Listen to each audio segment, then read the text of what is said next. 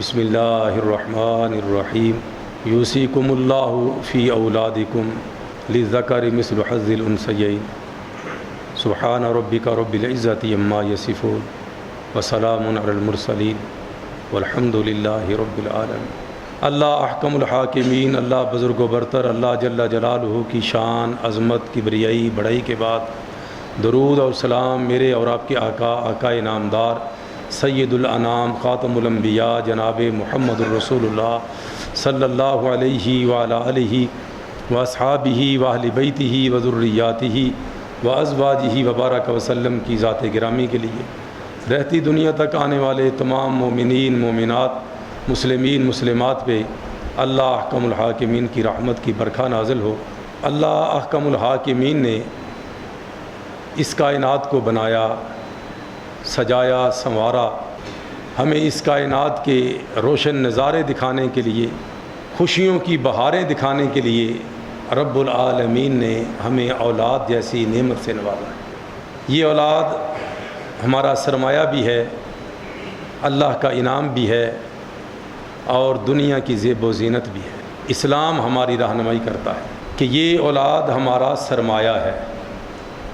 میرے اور آپ کے آقا صلی اللہ علیہ وسلم کا فرمان ہے، اِنَّ أَوْلَادَكُمْ مِنْ كَسْبِكُمْ، تمہاری اولاد تمہاری کمائی اور سرمایہ ہے۔ اور المال والبنون زینت الحیات الدنیا، یہ مال اور یہ اولاد دنیا کی رعنائی اور زیب و زینت اللہ تعالیٰ نے تمہارے لیے بنائی ہے۔ جہاں یہ ہمارا سرمایہ ہے اور ہماری دنیا کی رونقیں اس کے ساتھ ہیں اور زیب و زینت اس سے وابستہ ہے، وہاں سب سے زیادہ، سب سے بڑھ کے ہماری نجات کا ذریعہ بھی یہ اولاد ہے۔ روز قیامت ہماری بھلائی اور برائی کا معیار بھی یہ اولاد ٹھہرے گی۔ اللہ تعالی ہم سب کو اپنی اولاد کی صحیح پرورش اور ان کے صحیح حقوق ادا کرنے کی توفیق عطا فرمائے۔ دل دکھا ہوا ہے، پچھلے دنوں کچھ معاملات دیکھ کے، احباب کے، عزیز و اقارب کے، دوستوں کے گھریلو حالات دیکھ کر بڑی تکلیف اس وقت اللہ جانتا ہے یا میں جانتا ہوں میری جسمانی اور ذہنی کیفیت کیا ہے، تو بڑی تکلیف اور تکلیف در تکلیف جو ہے وہ سہ رہا ہو۔ اللہ تعالی ہم سب کو ہر تکلیف اور پریشانی سے محفوظ فرمائے، اور اس معاشرے کے اندر تکلیف دہ معاملات جو چل رہے ہیں وہ ہماری اولاد کے حقوق نہ ادا کرنے کی وجہ سے، ان کی صحیح تعلیم و تربیت نہ ہونے کی وجہ سے ہے، جس کا خمیازہ پھر ہمیں بھگتنا پڑتا ہے اور جس کا نتیجہ پھر ہمیں سہنا پڑتا ہے، اور جس کا رزلٹ پھر ہمارے سامنے آتا ہے تو پھر ہم پریشان ہوتے ہیں کہ یہ کیا ہو گیا۔ اللہ تعالی ہم سب کو اپنی اولاد کے صحیح حقوق ادا کرنے کی توفیق عطا فرمائے۔ یہ معاشرہ اور قدیم معاشرہ، یہ معاشرہ روشن خیالی والا، اور جس معاشرے کو ہم جہالت والا معاشرہ کہتے ہیں، وہ معاشرہ کبھی موازنہ کریں، کبھی پرکھیں، دیکھیں، دور بدل گیا ہے، انداز بدل گیا ہے، لیکن عمل اور کام وہی دوبارہ شروع ہو گیا ہے۔ دور جاہلیت کے اندر جو حالات تھے، اولاد پہ ظلم و استبداد ہوتا تھا اور اولاد کو قتل کرنے سے بھی دریغ نہیں کیا جاتا تھا۔ اپنی اولاد کو، اپنے خون کو، اپنے جسم کے ٹکڑے کو جگر گوشوں کے اوپر چھری رکھ کے چلا دی جاتی، کسی بھی طریقے سے ان کو صفحہ ہستی سے مٹا دیا جاتا۔ اور پھر اس میں کوئی باک نہیں سمجھا جاتا تھا، کوئی آر نہیں سمجھی جاتی تھی، کوئی گناہ اور جرم کا احساس نہیں ہوتا تھا، تو یہ بڑی تکلیف والی بات ہے۔ پہلے اس معاشرے کی ذرا منظر کشی جو قرآن نے کی ہے وہ دیکھتے ہیں۔ جاہلیت میں بسنے والے بہت سارے اسباب سے اپنی اولاد کو قتل کرتے تھے، لیکن تفصیلات کے اندر جائے بغیر 3 ایسے اسباب ہیں جو بالکل واضح ہیں، انہی پہ ہم بات کریں گے انشاءاللہ۔ سب سے پہلا سبب جو اولاد کے قتل کرنے کا تھا جاہلیت کے دور میں، وہ کیا تھا؟ قرآن بیان کرتا ہے سورہ انعام کے اندر، وَجَعَلُوا لِلَّهِ مِمَّا ذَرَأَ مِنَ الْحَرْثِ وَالْأَنْعَامِ نَصِيبًا فَقَالُوا هَذَا لِلَّهِ بِزَعْمِهِمْ وَهَذَا لِشُرَكَائِنَا فَمَا كَانَ لِشُرَكَائِهِمْ فَلَا يَصِلُ إِلَى اللَّهِ وَمَا كَانَ لِلَّهِ فَهُوَ يَصِلُ إِلَى شُرَكَائِهِمْ سَاءَ مَا يَحْكُمُونَ۔ دور جاہلیت میں لوگ مشرکین کیا کرتے تھے؟ اپنی کھیتیوں میں، کاروبار میں سے ایک حصہ اللہ کے نام کا نکال دیتے اور دوسرا حصہ اپنے اس وقت کے آستانوں کے نام نکال دیتے، اس وقت کی برگزیدہ ہستیوں کے نام سے نکال دیتے۔ وَمَا كَانَ لِشُرَكَائِهِمْ، جن ہستیوں کو وہ اللہ کا شریک بنائے ہوئے ہوتے، یہ ہستی ہمارے بھینسوں کی رکھوالی کرتی ہے، ہمارے بھینسوں کے بچے اس کی دعا سے بچتے ہیں، یا اس کی کرامت سے ہماری بھینسیں دودھ دیتی ہیں، یا اس طرح کے معاملات، گایاں بچتی ہیں، پالتو جانور بچتے ہیں، ان کے نام کا حصہ، یہ ہمارے بچوں کی رکھوالی کرتے ہیں، یہ ہمارے رزق کی رکھوالی کرتے ہیں، ان کے نام کا حصہ، ایک اللہ کے نام کا حصہ۔ اور وہ ظالم کیسے تھے؟ جو حصہ اللہ کے نام کا نکلا ہوتا اس حصے کے اندر سے کچھ کمی بھی کر لیتے، اس حصے کے اندر کچھ کجی بھی کر لیتے، کچھ ردی چیز بھی ڈال دیتے، لیکن جو اپنے آستانوں کے لیے حصہ نکالے ہوتے اس حصے کے اندر معمولی کمی کرنے کے روادار نہ ہوتے۔ وہ اپنے بچوں کو کہتے اللہ کا دیا ہوا جو مال جس کو مخصوص کر دیا ہے، جو اللہ کے نام پہ ہے، اس میں سے کچھ نکال کے کسی اور ہستی کے نام کا ڈال لو گے تو کچھ نہیں ہوگا، لیکن دیگر ہستیوں کے حصے کے جو مال ہیں وہ اللہ کی طرف اگر کرو گے تو تباہی اور بربادی آ جائے گی تمہاری۔ قتل نہ کرنا، یہ نہ کرنا۔ وَمَا كَانَ لِلَّهِ فَهُوَ يَصِلُ إِلَى شُرَكَائِهِمْ، جو اللہ کے نام کا ہے اس کی تو خیر ہے، وہ تو بڑے ظرفوں والی ذات ہے، وہ بخشنے والی ہے، بڑی مہربان ذات ہے، اس نے کیا کہنا ہے۔ لیکن اگر ان بزرگوں کے نام کی کوئی چیز تم نے نکال لی، استعمال کر لی یا اللہ کی طرف ڈال دی تو تمہارا ابھی بزرگ بیڑا غرق کر کے رکھ دیں گے۔ اللہ فرماتے ہیں سا ما یحکمون، کیسے برے فیصلے ان کے دماغ ان کے لیے کرتے تھے، کیسی گندی اور غلیظ سوچ تھی ان لوگوں کی۔ اور یہیں پہ بس نہیں ہے، وَكَذَلِكَ زَيَّنَ لِكَثِيرٍ مِّنَ الْمُشْرِكِينَ قَتْلَ أَوْلَادِهِمْ شُرَكَاؤُهُمْ، اور مال اور کاروبار پہ تصرف ہی نہیں تھا ان مشرکین کے خانہ ساز الہ اور مشکل کشاؤں کا، بلکہ ان کے آستانوں کی طرف سے اگر یہ پیغام ملتا کہ اپنی اولاد کو ہمارے دربار کی نظر کر دو تو وہ اس سے بھی دریغ نہ کرتے، کوئی آر محسوس نہ کرتے، ان کے چرنوں میں لا کے اپنی اولاد کو ذبح کر کے رکھ دیتے۔ وَكَذَلِكَ زَيَّنَ لِكَثِيرٍ مِّنَ الْمُشْرِكِينَ قَتْلَ أَوْلَادِهِمْ شُرَكَاؤُهُمْ، کس قدر ظلم اور زیادتی، دین سے دور اور اسلامی تعلیمات سے بالکل ان کو بیگانہ کر دیتے۔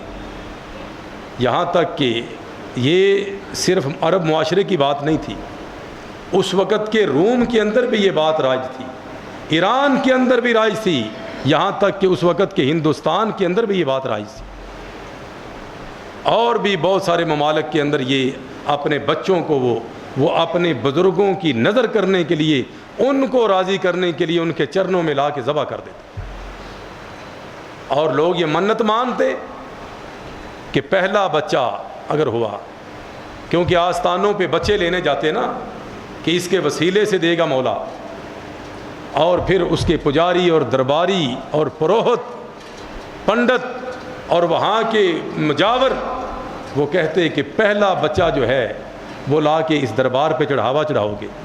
یہ میں آج کی بات نہیں کر رہا، صدیوں پہلے کی بات کر رہا،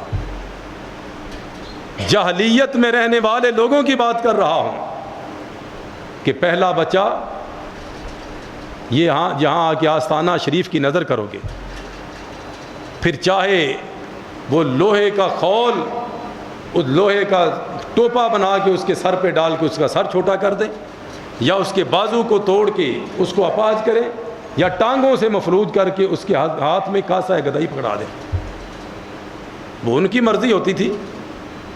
یہ میں آج کی بات نہیں کر رہا، سوچیں ذرا، سمجھیں، موازنہ آپ خود کیجئے گا۔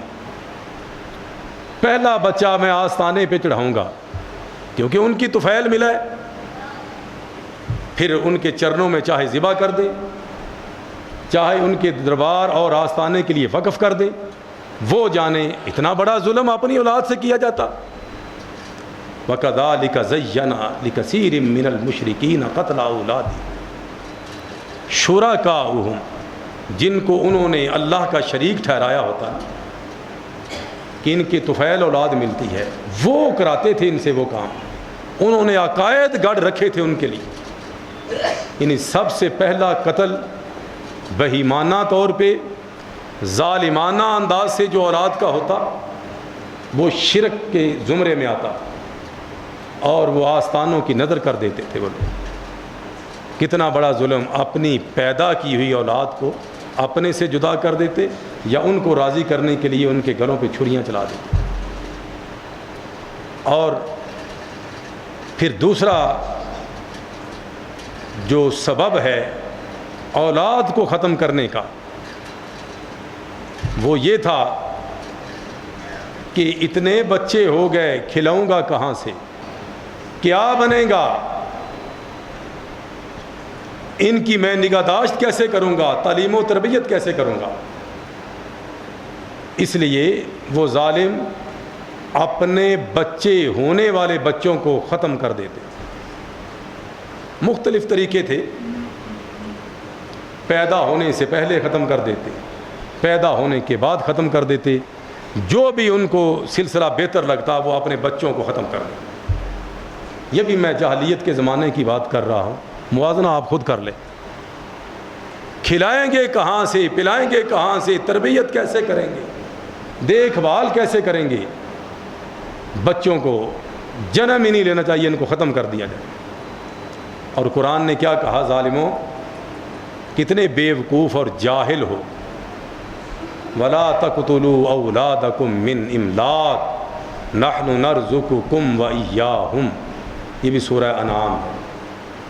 اپنی اولاد کو اس لیے قتل کرتے ہو، مفلسی آ جائے گی، غربت آ جائے گی۔ سنو، نحن نرزقکم وإیاہم، جو تمہیں دے رہا ہے وہ کیا انہیں نہیں دے گا؟ ہونے والے بچوں کو تو تم ختم کر رہے ہو کہ کھلائیں گے کہاں سے، تو تم اپنی نہیں سوچتے کہ تم کہاں سے کھا رہے۔ یہ سورہ انعام تھی، اور سورہ بنی اسرائیل میں دوسرے پیرائے سے مولا کریم سمجھا رہے ہیں، وَلَا تَقْتُلُوا أَوْلَادَكُمْ خَشْيَةَ إِمْلَاقٍ نَحْنُ نَرْزُقُهُمْ وَإِيَّاكُمْ إِنَّ قَتْلَهُمْ كَانَ خِطْئًا كَبِيرًا وَلَا تَقْتُلُوا أَوْلَادَكُمْ خَشْيَةَ إِمْلَاقٍ، اس خوف سے اپنے بچوں کا خاتمہ نہ کرو کہ تم ان کو پالو گے کیسے، ان کی تربیت کیسے کرو گے، مفلسی آ جائے گی، ایسا نہ کرنا۔ نحن نرزقکم وإیاکم، اب سورہ انعام میں کیا الفاظ تھے؟ نحن نرزقکم و ایاہم، ہم تمہیں بھی دے رہے ہیں ان کو بھی دیں گے. اور یہ سورہ بنی اسرائیل کی اس آیہ مبارکہ میں کیا ہے؟ نحن نرزقہم و ایاکم. یہ دو مختلف باتیں ہیں اور مختلف انداز سے اللہ تعالیٰ سمجھا رہے ہیں، ہمارے کھانے میں ڈال رہے ہیں، ہماری عقل میں بات ڈال رہے ہیں کہ شاید ہم سمجھ جائیں.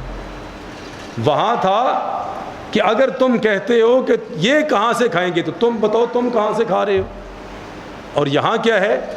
نحن نرزقہم و ایاکم، تم ان کو مفلسی اور غربت کی وجہ سے جو ہے وہ مار رہے ہو کہ ان کو کھلائیں گے کہاں؟ تمہیں کیا پتا مالک ان کو دے گا اور ان کی وجہ سے ان کے طفیل ان کے ذریعے سے رب العالمین تمہارے بھی دن پھیر دے گا. نحن نرزقہم و ایاکم، اللہ ان کو اتنا دے گا کہ تمہاری بھی پریشانیاں دور کر دے گا مالک. کبھی آزما کے تو دیکھو. میں کئی مرتبہ میرے پاس دوست احباب آتے ہیں تو وہ کہتے ہیں جی ہمارے حالات بڑے خراب تھے حالات، لیکن جب سے یہ درمیان والا بچہ پیدا ہوا ہے نا، میرا یہ منجلا بیٹا جب سے پیدا ہوا ہے نا، اللہ تعالیٰ نے وارے نیارے فرما دیے، اللہ تعالیٰ نے دن دگنی رات چگنی ترقی عطا فرما دی. دیکھتے ہی دیکھتے مولا کریم نے کہاں سے کہاں پہنچا دیا. کچھ دوست کہتے ہیں بڑے پریشان تھے، گزر و اوقات بڑی مشکل سے ہوتی تھی، لیکن یہ چھوٹی بیٹی جب سے پیدا ہوئی ہے اللہ کی رحمتوں نے ہمارے گھر میں ڈیرے ڈال لیے. یہ مجھ سے زیادہ آپ لوگ جانتے ہیں، تجرباتی معاملات ہیں. کوئی بیٹا ایسا اللہ دے دیتا ہے، کوئی بیٹی ایسی دے دیتی ہے. اللہ تعالیٰ کے نظام کے اندر وہی جانے اپنے نظام کو، کس کی قسمت کیا ہے وہ مالک جانتا ہے. یہاں مولا کریم وہی بات سمجھا رہے ہیں. نحن نرزقہم و ایاکم، تم مفلسی کا رونا رو رہے ہو، تمہیں کوئی بچہ بچی ایسا عطا کروں گا جو تمہارے بھی دلدر دور کر دے گا، تمہارے اوپر بھی رب العالمین مہربان ہو جائیں گے. تمہیں کوئی پتہ نہیں، اللہ تعالیٰ جانتا ہے. ان قتلہم کان خطأ کبیرہ، اور یاد رکھو بہت بڑا گناہ کبیرہ ہے اپنی اولاد کو قتل کرنا. اللہ تعالیٰ اس سے ہمیں محفوظ فرمائے. اور اولاد کو قتل کرنے کا کتنا بڑا جرم ہے. میرے اور آپ کے آقا صلی اللہ تعالی علیہ وسلم کے پاس جو خواتین آتی تھیں بیعت کرنے کے لیے، بالعموم، بالخصوص کی بات نہیں کر رہا، بالعموم، کبھی کبھی خال ماں کی رضامندی کے بغیر بھی یہ ظلم و استبداد کی وجہ سے بچے کا جو ہے وہ قتل ہو جاتا ہے، لیکن بالعموم ماں کی رضامندی سے ہی معاملہ ہوتا ہے. میری بات سمجھ رہے ہیں؟ تو اللہ تعالیٰ نے یہ قدغن لگائی، یہ شرط لگائی، اے میرے محبوب صلی اللہ علیہ وسلم، جو خواتین آپ کے پاس آئیں ایمان کی بیعت آپ کے ہاتھ کے اوپر کریں تو 6 شرائط رکھیے گا، ان کے سامنے 6 شرائط پیش کیجیے گا. یا ایھا النبی اذا جاءک المؤمنات یبایعنک علی الا یشرکن باللہ شیئا ولا یسرقن ولا یزلین ولا یقتلن اولادہن ولا یأتین ببہتان یفترینہ بین ایدیہن وارجلہن ولا یعصینک فی معروف فبایعہن واستغفر لہن اللہ ان اللہ غفور الرحیم. سورۃ الممتحنہ کے آخر میں رب العالمین یہ ارشاد فرما رہے ہیں، اے میرے محبوب صلی اللہ علیہ وسلم، جب وہ خواتین ایمان کی بیعت آپ کے ہاتھ شریف پہ کرنے کے لیے آئیں تو 6 شرائط ان کے سامنے رکھیے گا. اللہ کے ساتھ شرک نہیں کریں گی، چوری نہیں کریں گی، اور کسی پہ بہتان نہیں لگائیں گی، اور اپنی اولاد کو ناحق قتل نہیں کریں گی، اور آپ کی نافرمانی نہیں کریں گی، زنا اور بدکاری نہیں کریں گی. یہ 6 شرائط رکھیں، اگر وہ مانے فبایعہن، تو ان کے ساتھ ان کی بیعت لے لیں اور ان کے حق میں اللہ سے مغفرت کی دعا کریں. اللہ تعالیٰ معاف کرنے والا ہے، جو پیچھے ہو چکا ہو چکا. یہ اب میں اور آپ ذرا اس آیت کی روشنی میں سمجھ لیں کہ اگر اللہ نہ کرے بالفرض کوئی ماں باپ ایسا کرتا ہے تو کیا اس کا ایمان رہ جائے گا؟ ایمان کی شرط سے ساقط ہو گیا نا بھائی. جو 6 شرائط تھیں ایمانداری کی، ان میں سے ایک گرا دی ہم نے. اللہ تعالیٰ محفوظ فرمائے، سمجھنے کی توفیق عطا فرمائے. اور تیسرا سبب وہ بڑا بھیانک سبب ہے، جو جب پتہ چلتا، ایسے لوگ تھے ان کو پتہ چلتا کہ بیٹی ہوئی ہے، بیٹی پیدا ہوئی ہے گھر میں. وَإِذَا بُشِّرَ أَحَدُهُمْ بِالْأُنثَىٰ ظَلَّ وَجْهُهُ مُسْوَدًّا وَهُوَ كَظِيمٌ يَتَوَارَىٰ مِنَ الْقَوْمِ مِنْ سُوءِ مَا بُشِّرَ بِهِ أَيُمْسِكُهُ عَلَىٰ هُونٍ أَمْ يَدُسُّهُ فِي التُّرَابِ وَإِذَا بُشِّرَ أَحَدُهُمْ بِالْأُنثَىٰ. جب ان میں سے جاہلیت کے زمانے کی بات، کسی جاہل کو پتہ چلتا تیرے گھر میں بیٹی پیدا ہوئی ہے، دینے والا تو خوشخبری دے رہا ہے نا.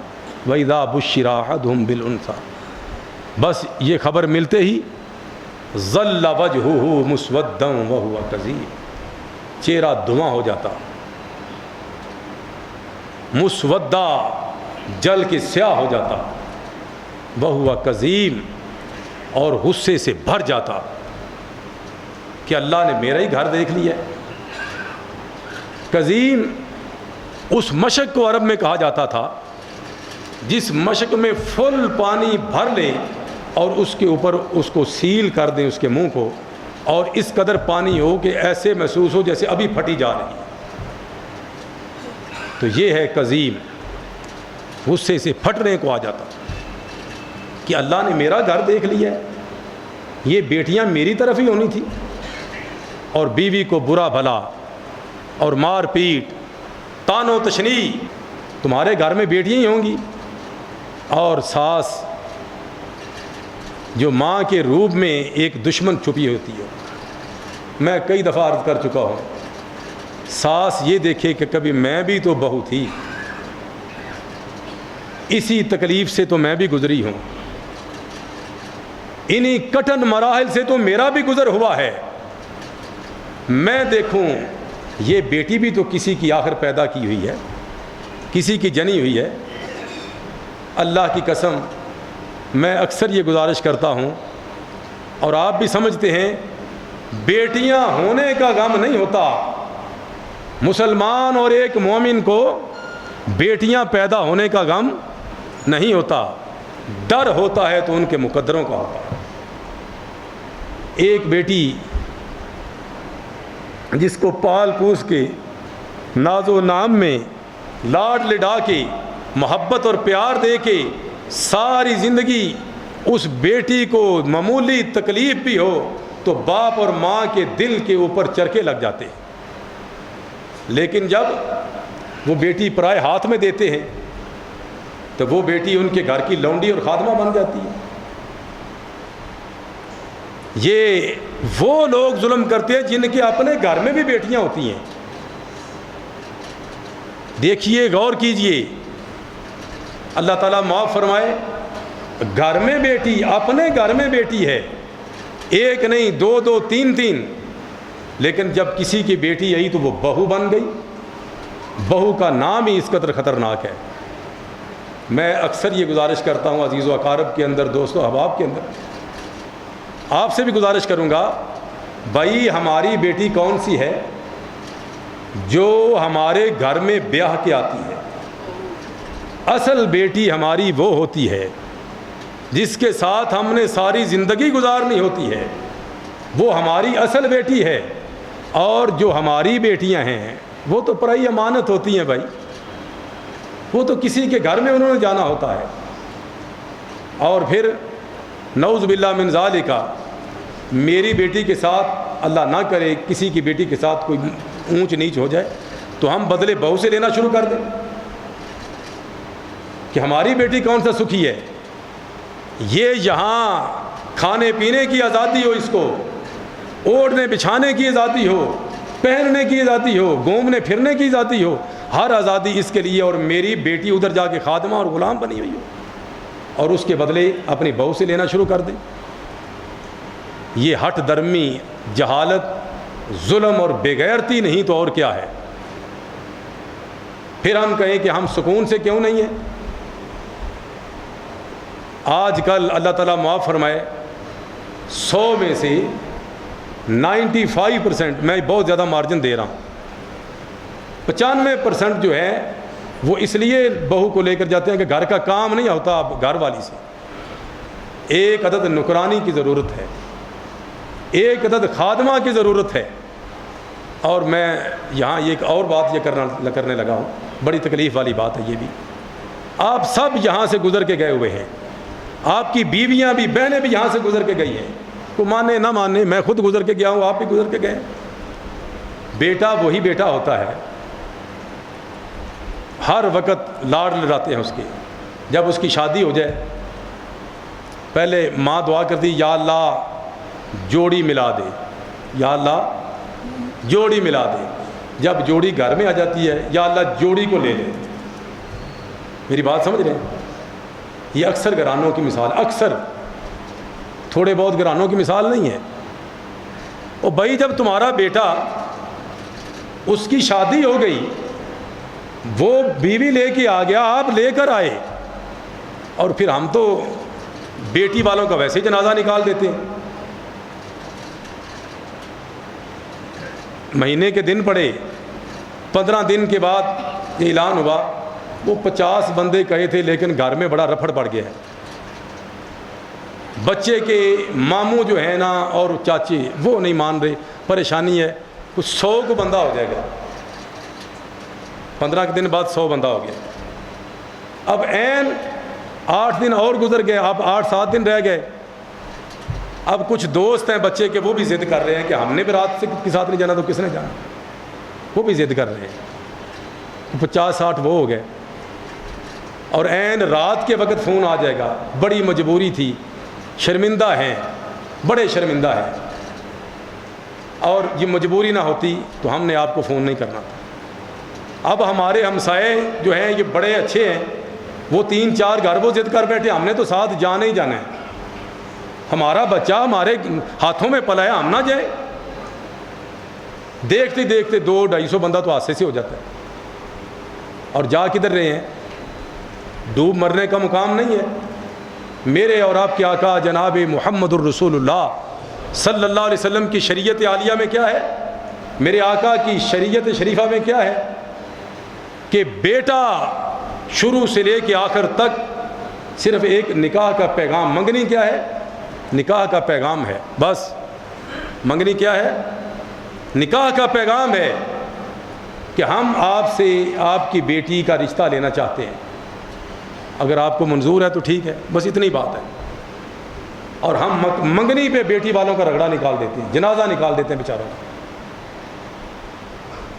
پچھلے دنوں ابھی مجھے پتہ چلا، سعودیہ عربیہ میں رہتے ہیں کچھ لوگ، انہوں نے یہ شیخ کالونی میں ہمارے ایک عزیز ہیں ان کی طرف وہ منگنی کی، تو ان سے کہا کہ 2 کمرے سیٹ کرنے ہوں گے، ایک ادھر اور ایک سعودیہ میں، کیونکہ بچی رہے گی تو ادھر، لیکن جب ادھر آئے گی تو ظاہر ہے ادھر بھی رہے گی. یعنی ان بیچاروں کو سنا گیا کہ ڈبل جہیز دینا. مطلب کیا کیا بتائیں، کیا کیا رونا روئیں. اللہ کی قسم آپ یقین جانے میرا دل پھٹا جا رہا ہے اندر. کئی ایسی ان دنوں میں نے کئی ایسی باتیں، لوگ آتے ہیں میرے پاس بیچارے دکھڑے لے کے سناتے ہیں، تو بڑی تکلیف اور بڑی جو ہے دل کے اندر درد محسوس ہوتا ہے.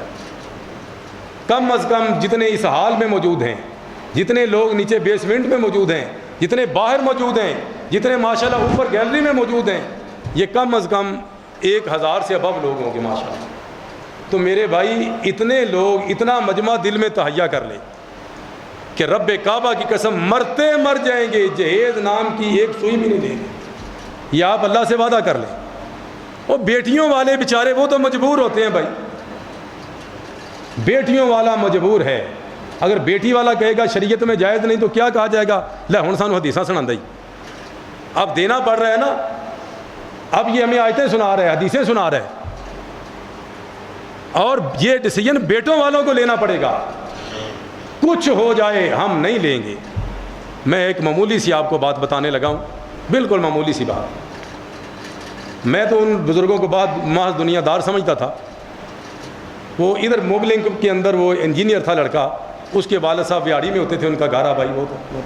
ادھر فیصل آباد میں انہوں نے منگنی کر لی بچے کی۔ اب جب دن رکھے گئے، کچھ دن پہلے بچی کے ماں باپ بچے والوں کے گھر آئے، کہنے لگے بھائی صاحب آپ بتائیں سامان ادھر بھیجنا ہے یا وہاڑی میں بھیجنا ہے؟ انہوں نے کہا کون سا سامان؟ وہ جو ہوتا ہے بچیوں کا۔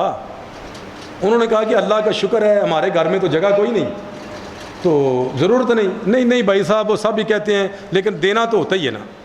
بحث مباحثہ ہوا آدھے گھنٹے کے بعد وہ بزرگ کہنے لگے بات یہ ہے اگر مجھے ایک سوال کا جواب آپ صحیح دے دیں تو جو آپ کہیں گے وہ لے لیں۔